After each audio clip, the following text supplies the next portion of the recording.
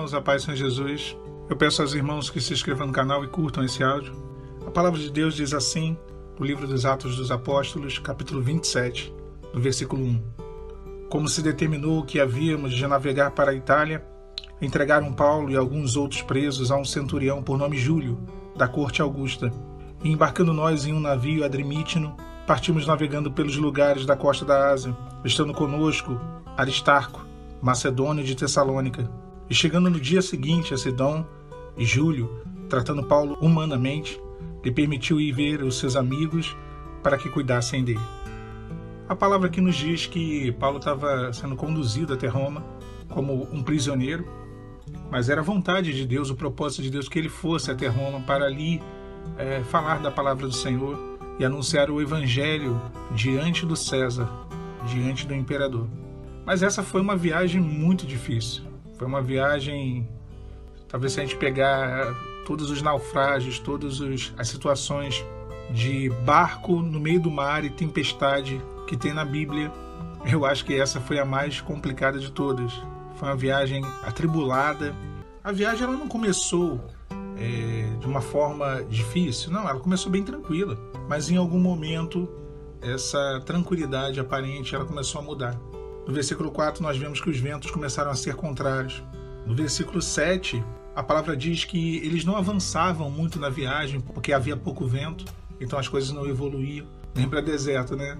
O vento é contrário, as coisas estão indo contra, não estão favoráveis e às vezes parece que passa o tempo e nada acontece. As coisas acontecem lentamente.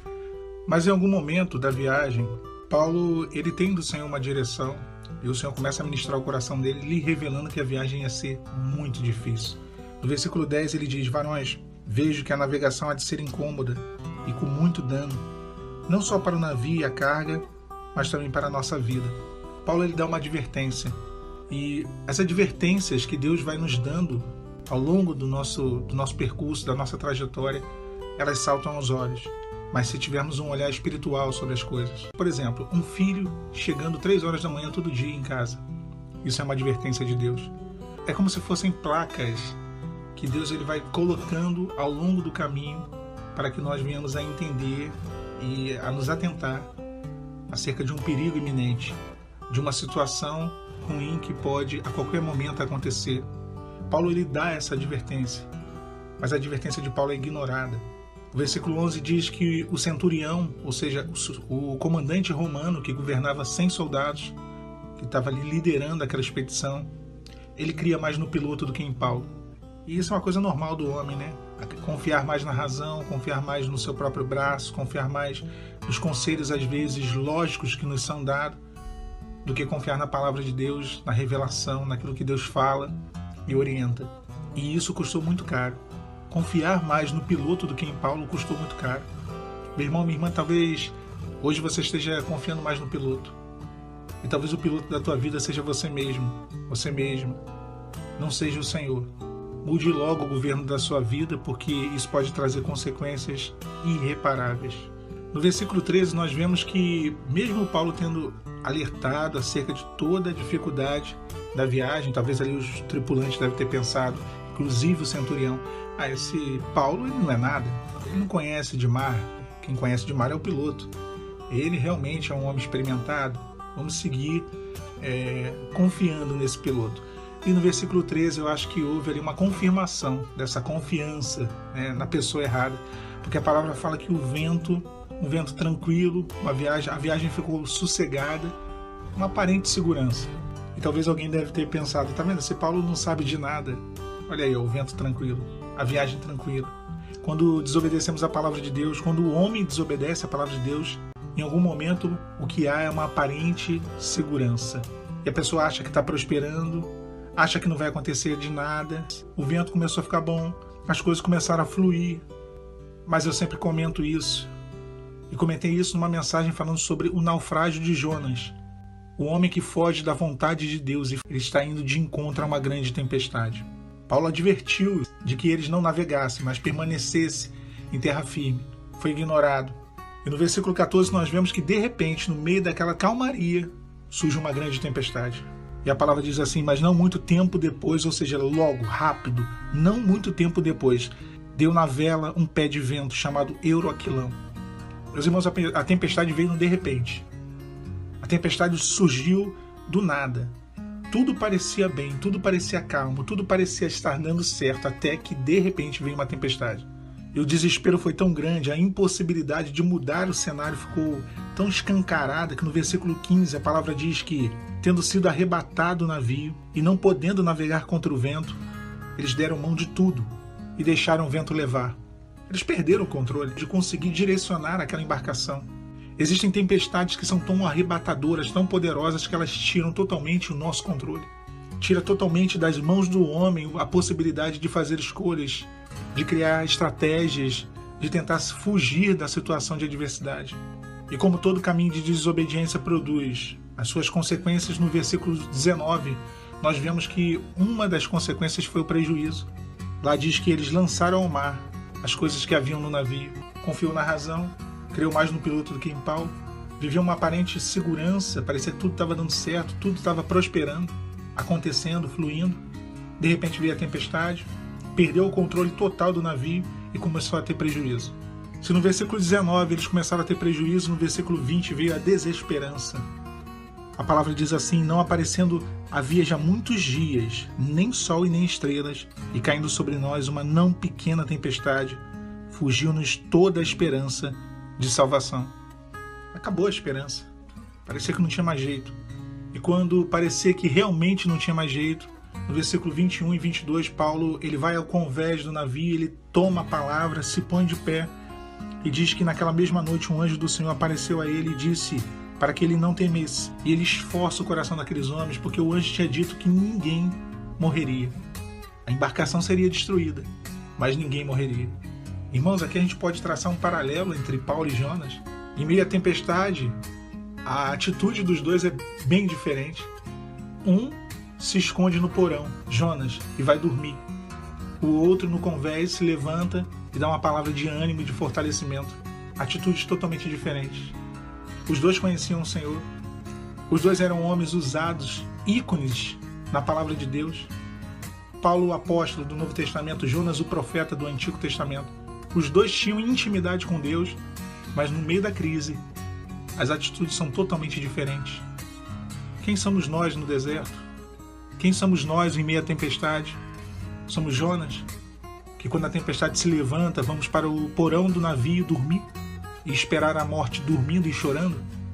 Ou somos Paulo, que no meio da crise, da tempestade, nos colocamos de pé e trazemos uma palavra de ânimo para os necessitados? E temos em nós mesmo o ânimo renovado através de uma experiência com Deus.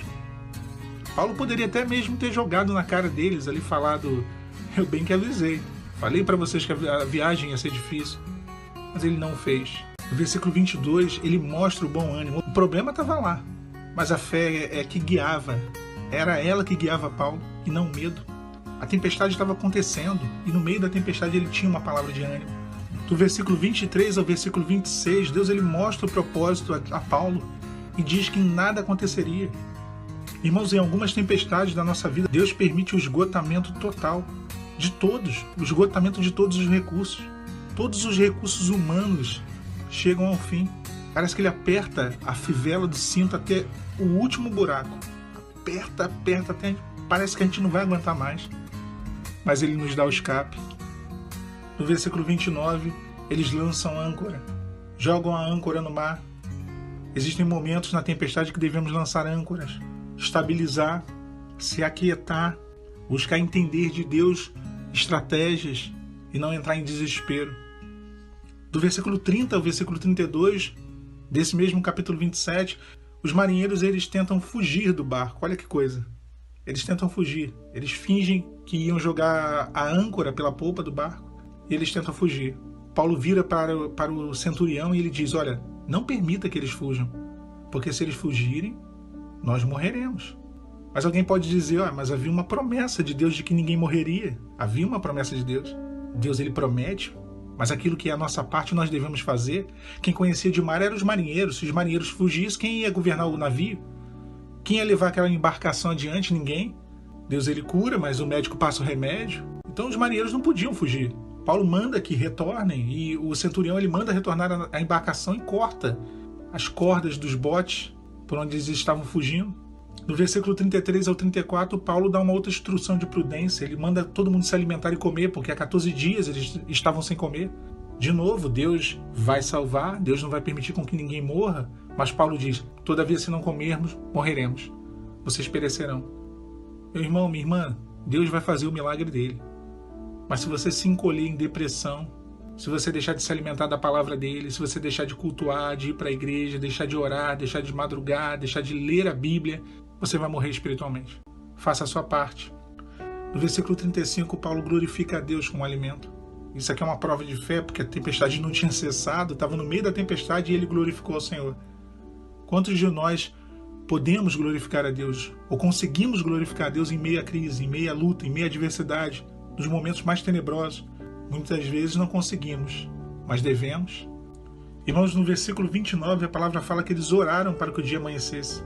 Uma oração óbvia. Mas existem noites, momentos tão tenebrosos, que praticamente nós oramos para o dia amanhecer. O salmista diz, o choro pode durar uma noite, mas a alegria vem pela manhã. No verso 39, amanheceu, o dia chegou, e eles avistaram a enseada, a terra firme.